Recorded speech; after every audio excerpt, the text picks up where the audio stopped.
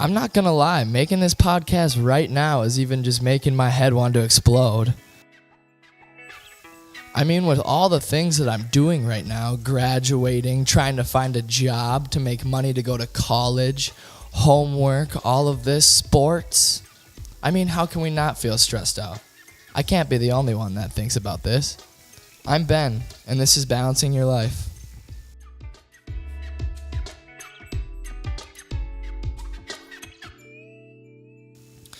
So I started looking into a little bit, and the more I read, the more I started to realize that everyone pretty much suffers from stress in some way, shape, or form. You know, everyone's trying to balance their jobs, school, sports, whatever they're doing. I mean, virtually any person can suffer from stress, and it affects a lot of people. I started reading this article from the Health Archive at theatlantic.com. It was on this girl named Sally Ann Holloway. She's 17, junior in high school. She was sitting in her AP Lang class, and she started shaking, and her neck was twitching, and she was gasping for air. She couldn't breathe. She ended up getting diagnosed with an anxiety disorder, most likely due to the amount of stress that she was dealing with at school. See, that one kind of hits me hard. Something as simple as just overscheduling yourself and just trying to do too much can lead to a legitimate mental illness. And according to the National Institute of Mental Health, about 8% of today's U.S. teens actually suffer from some sort of diagnosed anxiety disorder.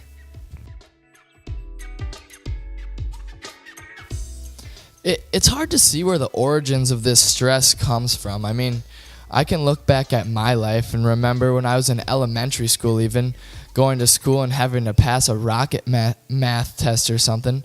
And, I mean, you get stressed out over it. You want to be good and you want to be the best. I mean, Tiffany Liu from the Huffington Post states that a lot of stress in school is caused just because kids are guilty of being competitive of each other. Everyone wants to be the best. Everyone wants the best GPA. Everyone wants to get into the best schools. So the stresses, they escalate. I mean, we see it all the time. You got kids that are taking 5 or 6 AP classes. After school, they might have track practice or lacrosse practice until 6 o'clock. They go home and they study and they do homework for 3-4 hours. They risk their sleep. It just comes with our generation. It's what we do. I mean, the real craziness is we sit in school for 7 hours, we do our learning, we pay attention in class, we take notes, then we get out of school, we have 4 hours of homework. That's 11 hours total. That's 13 more hours left in your day. What if you have work? What if you have to go to church? What about your family, your friends? I mean, kids just don't have time to do all the things that they're doing.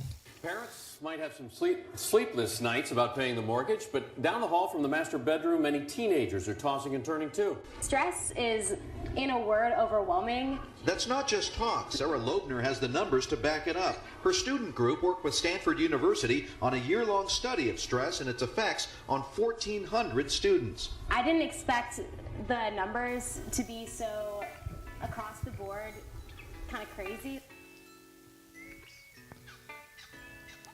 Stress is just something that's just a terrible burden to have on yourself. I mean, your life might be awesome and you have all these things, but all of a sudden you're all stressed out. You get grumpy, you get angry, you're agitated. You may yell at your family. I mean, your whole life just falls out of whack. It's something that something extremely important is to keep balance in your life. Something that really interests me is the Maslow's hierarchy of needs. It was a pyramid that was created in 1943, or a figurative pyramid, I guess, made by a man of Abraham Maslow. This pyramid was constructed of seven different levels or 7 different needs, every one of the levels being a specific need to every human being. The first level is your physiological needs. This is your water, food, the physical aspects of your life that you need to survive. The second level was your safety needs. You need to feel safe and protected. The third being love and belonging. This is basic love, affection. Everyone needs these things. You need a family. You need people that are going to treat you with love and respect that you deserve. And the fourth being esteem or self-esteem, whatever you want to go with. Just meaning that you have to take pride in who you are and just be proud of who you are. The last one is self-actualization, which is just basically saying that you have to know who you are and you have to know what you can do. And with what you know, you have to do that. You have to be who you're supposed to be.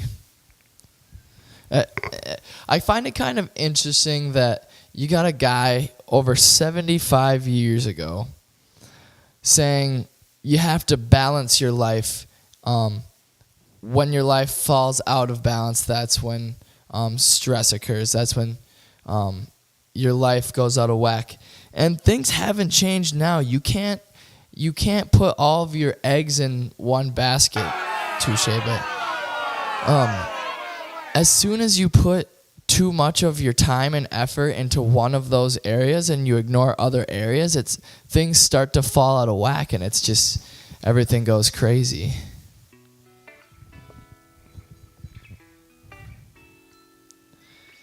These stresses don't always have to be a bad thing, though. Denise Clark of the Washington Post says that high school stress doesn't have to be a bad thing, that students can actually take that stress and use it as a fuel and turn it into good things and use it as a driving force to become a better person. And obviously there's a reason that everyone stresses themselves out. I mean, we're doing it for a good reason. And being stressed always isn't a terrible thing. And given, yes, you feel terrible, but playing sports and being involved in extracurricular activities and going to church, getting a job, all of these things are important. And it's important to balance your life and make sure that all of your needs are met. You're going to get stressed out at times, and it's going to happen regardlessly. It's what you make it into and how you deal with that stress that is the most important thing. You can't allow yourself to freak out. Staying positive is one of the most important things that you can do, and you just have to know that stress isn't permanent. But having a long, healthy, and balanced life can be. And that's what's really important.